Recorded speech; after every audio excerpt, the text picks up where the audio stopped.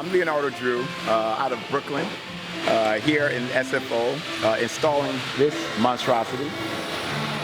As I'm sort of realizing the actual composition of the layout, the space, all these things are contributing to sort of realizing the final piece.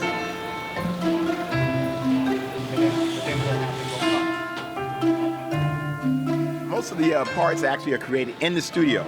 Though they seem as though they're found objects, they're fabricated in the studio, absolutely done from new pieces. I take them through a process, a weathering process, in order to sort of get them to sort of echo, it's something found.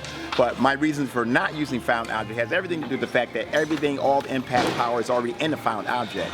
I have to actually go through the process of realizing a new material, and in doing so, I understand that the birth, life, death, and regeneration is a part of the life cycle, and I need to go through that with the pieces that I create. This piece being realized actually outside of the airport was one thing. Understanding the sheer magnitude of the space, the weight of people coming through, the emotional supposed impact of the piece, all these things are actually considered in the studio. So as I'm sort of pushing forward, I'm always considering where the work is actually going.